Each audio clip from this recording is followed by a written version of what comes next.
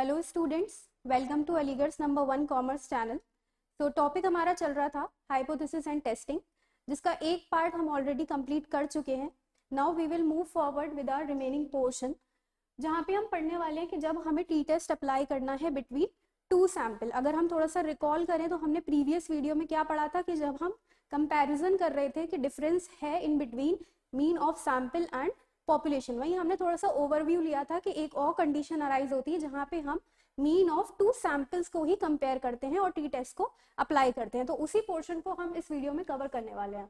Now हमने देखा था कि सैंपल्स दो तरीके के हो सकते हैं, या तो आपका इंडिपेंडेंट सैंपल हो सकता है या फिर दोनों सैंपल्स आपस में क्या हो सकते हैं, डिपेंडेंट सैंपल हो सकते हैं। सिंपली डेफिनेशन अगर हम देखें तो इंडिपेंडेंट सैंपल एक ऐसा सैंपल होता है जिसमें value in one sample do not affect the value in other sample. नाम से ही पता चल रहा है वैल्यूज क्या है, इंडिपेंडेंट है, यानी एक में कोई इम्पैक्ट नहीं आएगा because of the another value. अगर हम इसकी एग्जांपल लेके चले तो हम देख सकते हैं कि अगर हम इनकम्स को जज करने वाले हैं, इनकम स्टडी करने वाले हैं ऑफ मेन एंड विमेन, तो क्या दोनों में कोई डिपेंडेंसी है? नहीं है। वो अलग डेटा है, वो अलग डेटा है, तो ये किसकी कैटेगरी में आएगा?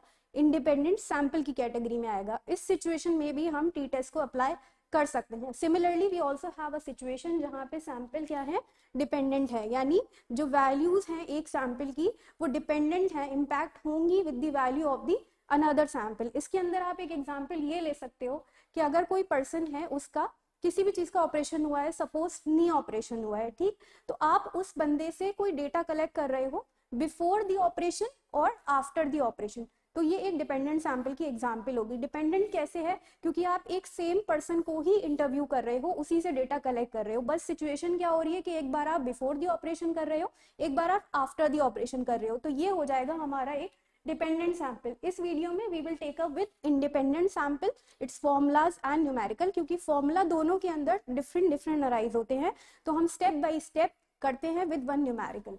तो इंडिपेंडेंट सैंपल्स के अंदर हमारा फॉर्मूला डिफरेंट ये है कि टी के अंदर हमारी क्या हो जाएंगी, दो वैल्यूज ऑफ मीन हमें कैलकुलेट करनी पड़ेंगी। पहले क्या था कि सब हमें x1 से रिलेटेड हम वर्क कर रहे थे, जहां पे हमारा mean of population already given था, दैट वाज म्यू, वो ऑलरेडी गिवन था, हमें सिर्फ एक ही मीन को कैलकुलेट करना पड़ रहा था। बट जब हम सैंपल्स, दो सैंपल्स के बारे में बात करेंगे तो वहां पे हमें दो वैल्यूज के बारे में डिस्कशन करना होगा, उसी को हम वैल्यूज में असाइन करेंगे x1 और x2। तो इसके अंदर हमें दो मीन कैलकुलेट खुद करने पड़ेंगे। इसके अंदर म्यू या मीन ऑफ पॉपुलेशन की बात नहीं हो रही, दोनों मीन हमें खुद ही निकालने पड़ेंगे, जिसको हम नाम देंगे mean of x1 and mean of x2। नीचे का फॉर्मूला हमारा सेम है, standard deviation as it is वही रहेगा। डिफरेंस n में भी हमारा अराइज हो जाता है, क्योंकि पहले हमारा क्या था, multiplication with only √n, but यहाँ पे हमें दो सैंपल्स के बारे में बात कर रहे हैं, तो n का फॉर्मूला भी चेंज होगा, दो n अराइज होंगे। जैसे दो मीन अराइज हो रहे थे वैसे ही दो n अराइज होंगे। तो फॉर्मूला हमारा n के रिलेटेड क्या है, √n1 into n2 divided by n1 plus n2। जब हम सारी वैल्यूज पुट कर देंगे तो सेम जैसे हम t की वैल्यू कैलकुलेट कर देते वैसे ही हम यहाँ पे भी t की वैल्यू कैलकुलेट कर लेंगे। बट हमें स्टैंडर्ड डेविएशन नहीं अवेलेबल होता था, तो वहां पे भी हम स्टैंडर्ड डेविएशन कैलकुलेट करते थे, यहाँ पर भी हम स्टैंडर्ड डेविएशन कैलकुलेट कर लेंगे। अब ऑब्वियसली यहाँ पे क्या है, x1 x2 दो सीरीज के बारे में बात कर रहा है, तो फॉर्मूले में थोड़ा सा चेंज आने ही वाला है। तो स्टैंडर्ड डेविएशन का फॉर्मूला यहाँ पे हो जाएगा summation of x1 minus mean of x1 का square plus summation x2 minus x2 bar square, divide कर देंगे इसको डिग्री ऑफ फ्रीडम का, और ये वाला फॉर्मूला हमारा सेम रहता है, हमने पहले भी देख लिया था, तो वही चीज है n1 प्लस n2 माइनस 2। यही फॉर्मूला हमारा क्या है, डिग्री ऑफ फ्रीडम। v किसका सिंबल था, डिग्री ऑफ फ्रीडम का सिंबल था। जब हम इन वैल्यूज को होल रूट कर देंगे तो हमें स्टैंडर्ड डेविएशन की वैल्यू मिल जाएगी। स्टैंडर्ड डेविएशन की वैल्यू को हम t की वैल्यू में निकालने के लिए पुट कर देंगे, तो t की वैल्यू भी हमारी कैलकुलेट हो जाएगी। फिर एट द एंड हम सेम काम करेंगे कि कैलकुलेटेड वैल्यू ऑफ t को कंपेयर करेंगे with the tabulated value of t जो हमें गिवन होगी in the question at certain level of significance, और तब हम फाइंड आउट करेंगे whether our hypothesis is accepted और इट इज रिजेक्टेड। हमने ये देख लिया था कि अगर हमारी वैल्यू जो हमने कैलकुलेट करी है वो कम है बजाय द टेबुलेटेड वैल्यू जो हमें गिवन है, तब हमारा हाइपोथेसिस क्या होता है, एक्सेप्ट हो जाता है। बट अगर हमने जो वैल्यू कैलकुलेट करी है वो ज्यादा आ गई है with respect to the tabulated और the given value of t, तो वहां पे हमारा हाइपोथेसिस क्या हो जाता है, रिजेक्ट हो जाता है। So let's understand this concept better with one numerical. Okay, so let's see one numerical question आपके लिए स्क्रीन पे भी शो कर दिया जाएगा जिससे आपको इजीली अंडरस्टैंड हो क्या कह रहा है। एक बार हम रीड भी कर लेते हैं, ठीक है। तो आपके पास क्वेश्चन है, 2 types of drugs were used on 5 and 7 patients for reducing their weights. Drugs A was imported and drug B was indigenous. The decrease in the weights after using the drugs for 6 months were as follows. यानी drug ए का कुछ data given है और drug B का data given है। Drug ए के data को हमने यहीं लिख लिया, यानी 10, 12, 13, 11, 14। अब हमने बात करी थी कि जब हम इंडिपेंडेंट सैंपल्स के भी बारे में बात करें तो हमारे पास दो वैल्यूज रहेंगी, सीरीज रहेंगी, x1 रहेगी और x2 रहेगी। वही यहाँ पे हमने स्टार्टिंग में मिल गया कि ड्रग ए है और ड्रग बी है, यानी x1 और x2 हमें मिल गया। तो उसको ही हमने टेबल की फॉर्म में सबसे पहले नोट कर लिया कि ड्रग ए हमारी x1 की सीरीज ये है, ड्रग बी हमारा कितना है 8, 9, 12, 14, 15, 10 एंड 9। ये आपको क्वेश्चन के अंदर गिवन है। Is there significant difference in the efficacy of the two drugs? If not, which drug should you buy? Given T at level of significance 5%, 2.28 for V equals to 10। V हमें पता है क्या है, degree of freedom है। अच्छा, question को समझ लेते हैं पहले। इसके अंदर आपसे ये कह रहा है कि आपको दो ड्रग्स के डेटा प्रोवाइड किया है इसने, ड्रग ए है और ड्रग बी है। तो ये इंडिपेंडेंट कैसे हैं, दोनों की वैल्यूज क्या है, किसी एक को इम्पैक्ट नहीं कर रही हैं, दोनों इंडिपेंडेंट हैं। तो ये सीरीज इस वजह से क्या है, ये सैंपल हमारा एक इंडिपेंडेंट सैंपल की कैटेगरी में आएगा।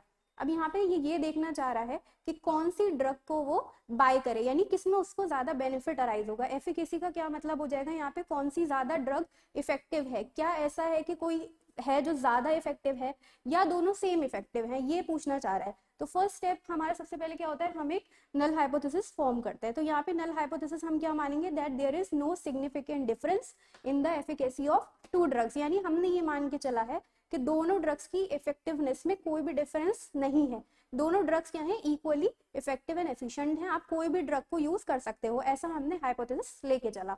अब हमारा नेक्स्ट स्टेप क्या होता है कि हम इसके अंदर हमारा डिग्री ऑफ फ्रीडम देखते हैं। डिग्री ऑफ फ्रीडम की वैल्यू ऑलरेडी गिवन है कि आपको 10 दी हुई है, बट आप निकालते कैसे हो इसके अंदर। यहाँ पे हमने डिग्री ऑफ फ्रीडम का फॉर्मूला देखा था, n1 प्लस n2 माइनस 2, ठीक है, क्योंकि यहाँ पे क्या है, दो n अराइज हो रहे हैं। अब इसके अंदर आपको ये देखना पड़ेगा कि दोनों n क्या है, डिफरेंट है। एक के अंदर n1 के अंदर जो डेटा गिवन है वो कितना है, 5 है, और n2 के अंदर जो डेटा गिवन है वो है 7 है।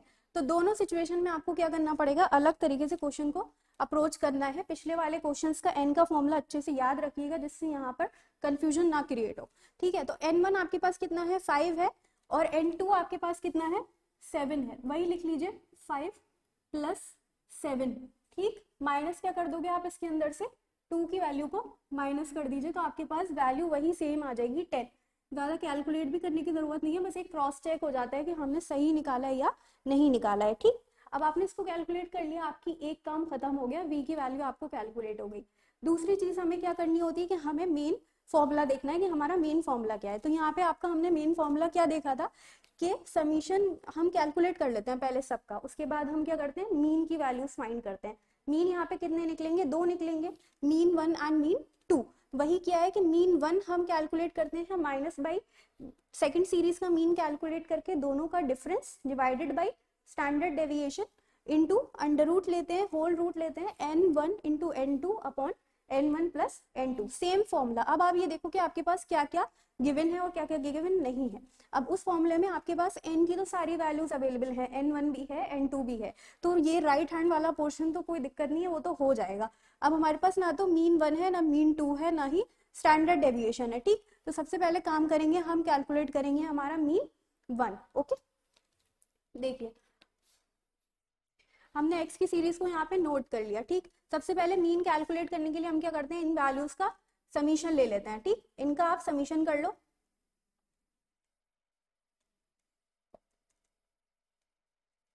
तो इनका समीशन कितना हो जाएगा, 60 आ गया। ये क्या आ गया आपके पास, इनकी वैल्यूज का टोटल। यहाँ पे हम ऐसे कैलकुलेट कर रहे हैं, ये टोटल कैलकुलेट कर रहे हैं, ठीक। अभी मीन नहीं निकाला है। मीन निकालने का फॉर्मूला सीधे सीधे क्या होता है, जितनी भी आपकी सम ऑफ ऑब्जर्वेशन है divided by total number of observation. तो यहाँ पे हमारी टोटल नंबर ऑफ ऑब्जर्वेशन कितनी थी, n1 को कंसीडर करेंगे 5 थी, ठीक है। तो यहाँ पे मीन 1 आपका निकल कर आ जाएगा, मीन 1 इक्वल टू हो जाएगा यहाँ पे आपका 60 डिवाइडेड बाई 5 था आपका, तो ये कितना आ गया आपका 12। ये वैल्यू किसकी आ गई, मीन 1 की वैल्यू आ गई। ठीक है, अब मीन 1 आ गया आपके पास, तो आप इसको भी कैलकुलेट कर सकते हो और आप इसको भी कैलकुलेट कर सकते हो, तो इन दोनों को माइनस करते चले जाएंगे।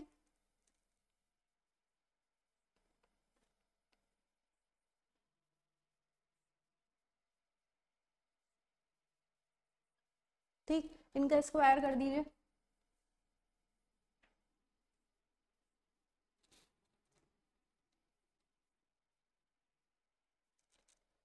ठीक है, इनका भी टोटल ले लेंगे तो ये कितना आ जाएगा आपका 10 आ जाएगा। ठीक है, ये हमारी x1 की सीरीज का काम खत्म हो गया। अब हम x2 पे चलते हैं। तो हम क्या करेंगे, सेम चीज करेंगे यहाँ पर भी। जैसे यहाँ पे x1 का पहले क्या किया था, समीशन किया था, मीन कैलकुलेट कर लिया था। x1 हमारा मीन कैलकुलेट हो गया 12। सेम चीज करेंगे यहाँ पे, इनका टोटल कर लीजिए सबसे पहले। जब आप इनका टोटल कर लोगे तो आपके पास वैल्यू आ जाएगी 77। ठीक, 77 आपके पास वैल्यू आ गई। ऐसे ही आप मीन का फॉर्मूला निकाल के क्या कर लो, लगा के x2 यानी मीन ऑफ सेकेंड सीरीज भी कैलकुलेट कर लो। अब यहाँ पे ये क्या है, समीशन तो आपका आ गया 77, बट यहाँ पे n 5 नहीं है, यहाँ पे n कितना है आपका क्वेश्चन में 7 है। तो ये बहुत ज्यादा डिफिकल्ट हो जाता है कि कभी कभी बच्चे कंफ्यूज हो जाते हैं कि n यहाँ पे क्या लेना है, कल गलती से जल्दी जल्दी में 5 ही यहाँ पे कभी यूज कर लिया, तो ऐसा नहीं करना। हमेशा ध्यान रखना है कि यहाँ पे सेकेंड सीरीज में n2 यूज होगा मीन निकालने के लिए और यहाँ पे n1 यूज होगा। तो जब हम 77 को आपके 7 से डिवाइड करेंगे तो ये कितना आ जाएगा आपका 11 आ जाएगा। यानी हमारे पास मीन 1 भी आ गया और मीन 2 भी आ गया 11। दोनों काम हो गए। वापस सेम चीज कर लेंगे, अब इन वैल्यूज को कैलकुलेट कर लेंगे। कैसे कैलकुलेट करेंगे, इन दोनों को माइनस करते चले जाइए। ठीक, तो ये आ गया आपका -3।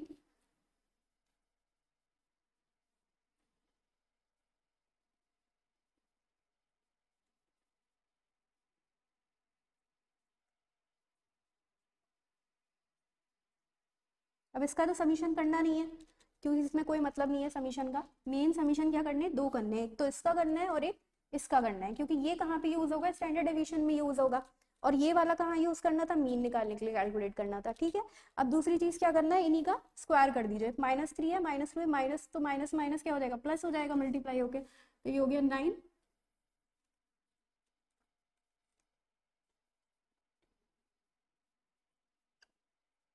ठीक, अब जैसे यहाँ पे इनको समीशन किया था वैसे यहाँ पे इनको सम कर लेंगे, तो ये आपकी वैल्यू टोटल आ जाएगी 44। ठीक, अब हमारे पास सारी वैल्यूज कैलकुलेट हो गई। अब हम उसके अंदर सब कैलकुलेट करके पुट कर सकते हैं, बट सबसे पहले क्या करेंगे, स्टैंडर्ड डेविएशन कैलकुलेट करेंगे। स्टैंडर्ड डेविएशन के लिए हमने देखा कि हमें क्या क्या चाहिए। हमें चाहिए एक तो ये वैल्यू जो हमारी आई है 10, ओके। दूसरी आई है हमारी कितनी 44। दोनों का क्या करना है, समीशन करना है। ठीक है, दोनों को क्या करना है, सम करना है, डिवाइड करना है n1 प्लस n2 माइनस 2। वही जो हमारी डिग्री ऑफ फ्रीडम की वैल्यू आई थी, यानी 10 से डिवाइड करना है, उसी का फिर क्या करना है, ओवरऑल रूट कर देना है, होल रूट कर देना है। तो स्टैंडर्ड डेविएशन की भी वैल्यू कैलकुलेट हो जाएगी। क्या देखा था हमने, 10 और 44, 10 प्लस 44, और ये कितना था n1 प्लस n2 माइनस 2, जो हमने कैलकुलेट करी थी 10। अब हम इसको क्या कर देंगे, होल रूट कर देंगे, तो ये आपका ऊपर कितना हो गया 54। ठीक है, 54 डिवाइडेड बाई 10 है। ठीक है, उसको आप कर लोगे 54 divided by 10 under root, whole root कर देंगे, तो ये आपकी वैल्यू आ जाएगी। ये तो 5.4 हो जाएगा। 5.4 का आप रूट कैलकुलेट कर लीजिए तो आपका आ जाएगा 2.324।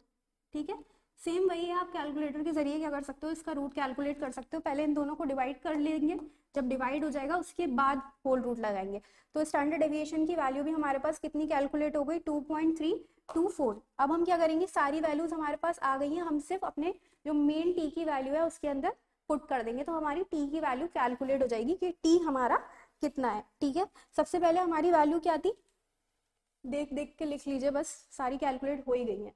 सबसे पहला मीन हमें लिखना है, मीन हमारा कितना था, mean of one series, second का बाद में लिखते हैं, पहले लिखते हैं फर्स्ट का। Okay, mean of first series कितना आया था हमारा 12। ठीक, minus mean of second series हमारा कितना आया था 11। डिवाइडेड बाई हमारी स्टैंडर्ड डेविएशन की वैल्यू जो अभी कैलकुलेट करी है वो कितनी आई थी 2.324, 2.324। ठीक है, उसके बाद अब हमारा क्या था यहाँ पे n की वैल्यूज तो ऑलरेडी आपको पता है क्या थी 5 और 7, उसी को पुट कर लीजिए।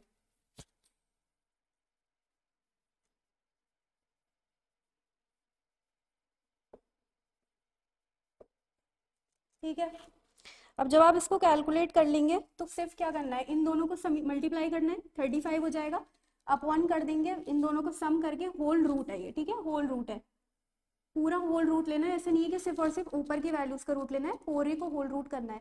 जब आप इसको कैलकुलेट कर लोगे तो आपके पास एक वैल्यू कैलकुलेट होके आएगी, सीधे सीधे पहले इसका रूट कीजिएगा, बाद में इधर मल्टीप्लीकेशन कर दीजिएगा तो आपकी वैल्यू कैलकुलेट हो जाएगी। जब आप इसको कैलकुलेट कर लोगे तो आपके पास वैल्यू आएगी 0.734।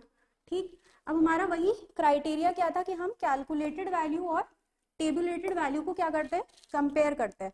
ठीक, अगर हमारी कैलकुलेटेड वैल्यू कम होती है टेबुलेटेड वैल्यू से तो हमारा हाइपोथेसिस क्या होता है, एक्सेप्ट हो जाता है। ये क्राइटेरिया बहुत ध्यान रखिएगा। ठीक, अब हम कैलकुलेटेड वैल्यू देखेंगे तो हमारी कितनी आई है 0.734।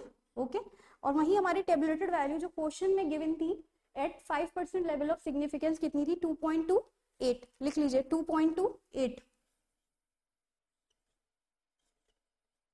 ठीक है, 2.28 थी और ये हमने निकाली है 0.734। ऑब्वियसली कैलकुलेटेड वैल्यू क्या है हमारी, कम है। ठीक है, कैलकुलेटेड वैल्यू हमारी कम है तो हाइपोथेसिस क्या हो जाएगा, ट्रू हो जाएगा, एक्सेप्ट हो जाएगा। ठीक, ट्रू हो जाएगा, यानी हमने जो कहा था कि दोनों में कोई भी डिफरेंस नहीं है इफेक्टिवनेस में, एफिशिएंसी में, दोनों ड्रग्स में, यानी हमने क्या माना था कि there is no significant difference in the efficacy of both the drugs, drug A और ड्रग बी, यानी दोनों क्या है इक्वली एफिशिएंट और इफेक्टिव हैं, आप कोई भी यूज कर सकते हो। ठीक, बट यहाँ पे दो एक सिचुएशन ये दे दी है कि एक क्या है आप इंपोर्ट कर रहे हो, एक आप क्या कर रहे हो इंडिजीनियस पर्पज से आप ले रहे हो, यानी इंडिजीनियसली आपके पास अवेलेबल है।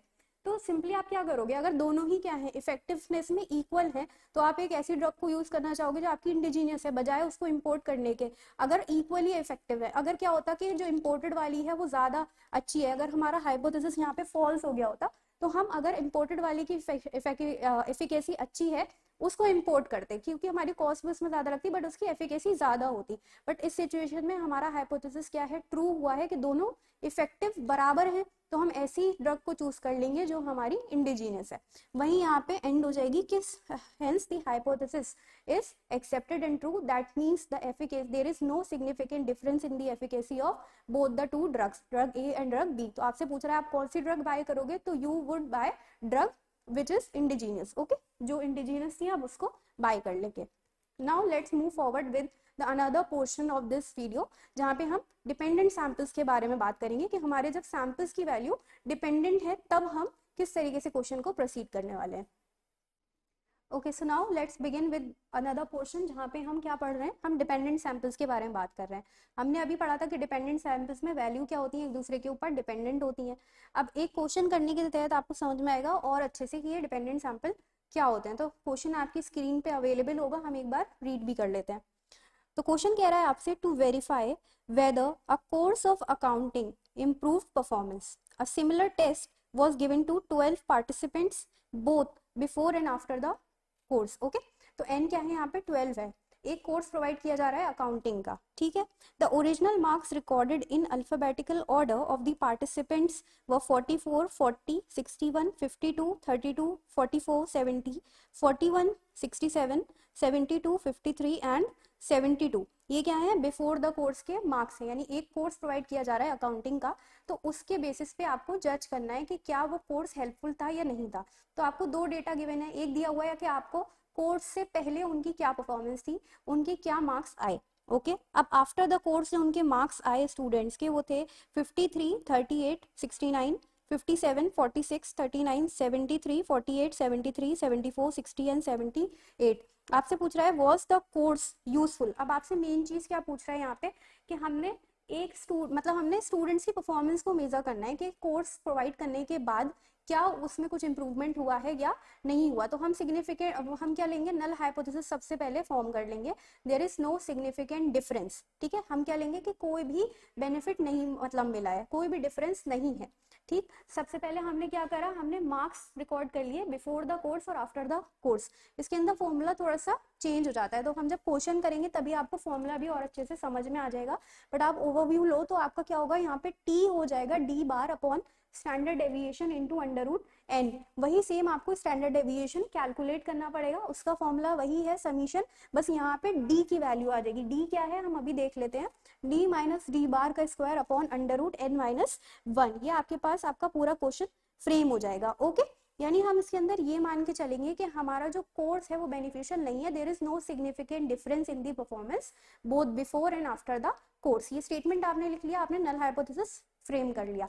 अब आपको क्वेश्चन को प्रोसीड कैसे करना है, सेम चीज जैसे हम करते थे, हम फॉर्मूला देखेंगे कि क्या वैल्यू हमें फाइंड आउट करनी है। ठीक, अब यहाँ पे डिग्री ऑफ फ्रीडम का सेम फॉर्मूला है n माइनस वन, तो n माइनस वन करके हम डिग्री ऑफ फ्रीडम कैलकुलेट कर लेंगे। n यहाँ पे हमारा कितना था, 12 था, n कितना था हमारा 12 था, उसमें से हम क्या कर देंगे 1 माइनस कर देंगे, तो हमारी वैल्यू क्या आ जाएगी 11 आ जाएगी। वही वैल्यू हमें ऑलरेडी क्वेश्चन में भी गिवन है, तो आप क्रॉस चेक भी कर सकते हो। और आपकी जो गिवन वैल्यू है टी की एट लेवल ऑफ सिग्निफिकेंस 5% कितनी गिवन है, 2.201। अब चलिए चेक करते हैं कि क्या हाइपोथेसिस सही है या गलत है। ओके, तो m1 हमने लिख लिया, m2 हमने लिख लिया। हमने बताना था कि d क्या होता है, तो d हमने लिखा भी है ऊपर कि मीन ऑफ डिफरेंसेस होता है। अब ये डिफरेंसेस क्या है, ये डिफरेंसेस हैं मार्क्स बिफोर और आफ्टर के। ठीक है, जब हमने कोर्स प्रोवाइड करा तो कुछ मार्क्स हमें उसके बाद अराइज हुए, कुछ रिजल्ट्स हमें उसके बाद मिले, और कुछ रिजल्ट्स क्या थे हमारे कोर्स के पहले थे। तो यहाँ पे हम ये चेक करेंगे कि दोनों में क्या डिफरेंस था, उसी डिफरेंस को हम पहले कैलकुलेट करेंगे, तो उसको हम कहेंगे डी।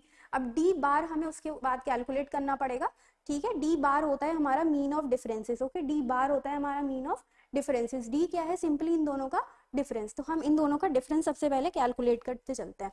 ओके, तो ये हमारे पास वैल्यूज हो जाएंगी 53 माइनस 44, 38 माइनस 68, इस तरीके से आप रिवर्स, यानी m2 माइनस m1 करना है, m1 माइनस m2 नहीं, इधर से चलेगी m2 माइनस m1, यानी आफ्टर माइनस बाई बिफोर। तो जब आप इस वैल्यूज को कैलकुलेट करोगे तो ये हो जाएगा 9,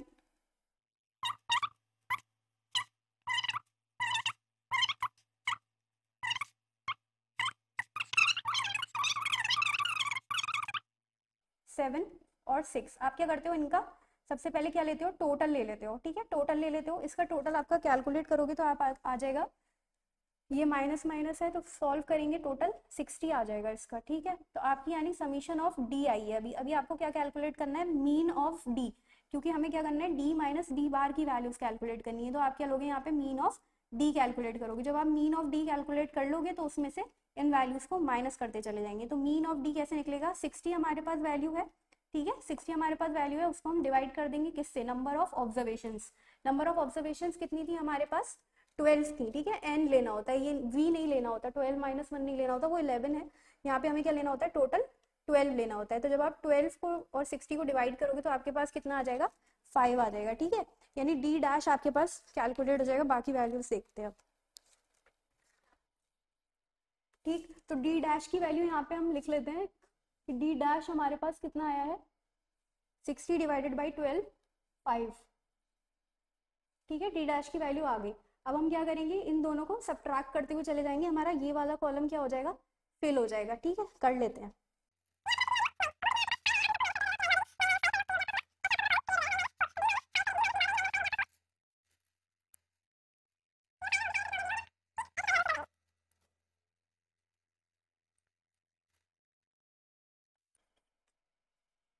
ये वैल्यूज आ गई।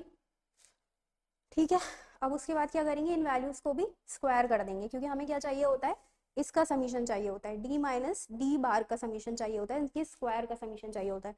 तो इनका वापस से स्क्वायर करके ये कॉलम भी फिल कर लेते हैं। ये हो गया आपका 16,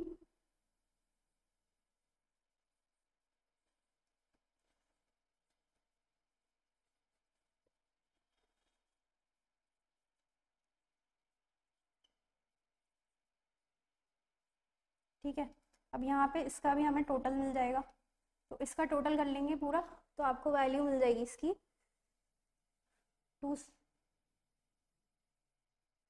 278।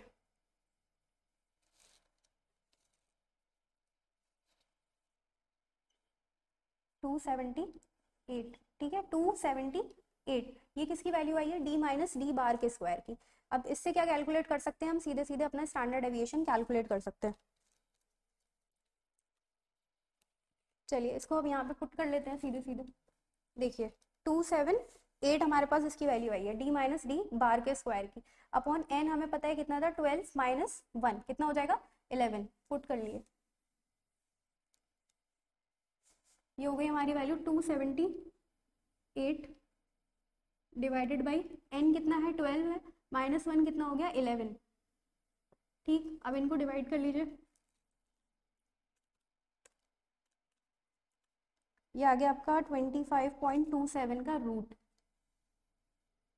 25.27। इसका क्या करना होता है, रूट लेना होता है, रूट को नहीं छोड़ना है कि खाली यहीं तक वैल्यू स्किप कर दी, इसका भी क्या करना है, रूट करना है। अब ये वैल्यू जो हमारी आई है इसी के ऊपर रूट का सिंबल प्लेस कर देंगे तो पूरी स्टैंडर्ड डेविएशन की वैल्यू आ जाएगी। कितनी आई है, 5.027। अब इसी वैल्यू को स्टैंडर्ड डेविएशन की वैल्यू की जगह पुट कर दीजिए, 5.027, 5.027, ठीक है, वैल्यू आ गई स्टैंडर्ड डेविएशन की। डी बार अभी आपने कैलकुलेट करा है, कितना किया था, 5 किया था, ठीक, स्टैंडर्ड डेविएशन आपको मिल गया 5.02। अंडर रूट एन है हमारा, एन हमारा कितना था, 12 था, वैल्यूज को पुट कर देंगे, बस आंसर आ जाएगा। डी बार कितना निकाला था हमने, 5, स्टैंडर्ड डेविएशन हमारी वैल्यू कितनी थी, 5.027 इंटू अंडर रूट एन कितना है हमारा, 12। अब आप रूट को सॉल्व कीजिए, इन दोनों को मल्टीप्लाई कीजिए और इससे डिवाइड कर दीजिए, तो वैल्यू देखते हैं कितनी आ रही है। पहले 12 लेंगे, 12 का रूट कर लेंगे, मल्टीप्लाई बाय 5, आंसर आया 7.32, उसको डिवाइड कर देंगे, डिवाइडेड बाय 5.027, आपकी वैल्यू अप्रॉक्स आएगी 3.44 समथिंग, ठीक। तो आपकी वैल्यू टेबलेटेड कितनी थी, 2.201, वैल्यू टेबलेटेड कितनी थी, 2.201, ठीक है, एट लेवल ऑफ सिग्निफिकेंस 5%, और हमने जब कैलकुलेट करिए तो वैल्यू आई है 3.44। अब यहाँ पे दूसरा जो रिवर्स सिचुएशन हम अभी तक पढ़ते आए थे कि क्या होगा जब कैलकुलेटेड वैल्यू ज्यादा हो जाएगी फ्रॉम द टेबुलेटेड वैल्यू, वही सिचुएशन अराइज हुई है कि कैलकुलेटेड वैल्यू क्या है, 3.44 आई है, वो क्या है, ज्यादा है टेबुलेटेड वैल्यू से। तो यहाँ पे हमारे क्या हो जाएगा, हाइपोथेसिस रिजेक्ट हो जाएगा, यानी हमारी कैलकुलेटेड वैल्यू ज्यादा है, टेबुलेटेड वैल्यू कम है, दैट मीन्स हाइपोथेसिस क्या है हमारा, फॉल्स है, ठीक है। यानी जो हमने अजम्पशन क्या लिया था, हमने ये अजम्पशन लिया था कि जो कोर्स है वो यूजफुल नहीं है, ठीक है, हमने ये माना था कि कोई भी सिग्निफिकेंट डिफरेंस नहीं आया है in obtaining the marks before and after the course, ये हमने माना था। बट हमारा हाइपोथेसिस यहाँ पे क्या हो गया, फॉल्स हो गया, रिजेक्ट हो गया। इट मीन्स कोर्स क्या है, हेल्पफुल रहा है, यानी सिग्निफिकेंट डिफरेंस अराइज हुआ है मार्क्स में after providing the course. That's all about the concept of t test. सारे क्वेश्चन आपके ऐसे ही हैं। सिचुएशन जो हम बात कर रहे थे दूसरी अराइज हो सकती है, वो यही थी जो यहाँ पे आपको कवर करा दी गई है। पूरा कंसेप्ट ऑफ टी टेस्ट इन्हीं क्वेश्चंस के ऊपर बेस्ड है। आई होप आपको समझ में आया होगा। If you have any query then you can ask in the comment section. Thank you.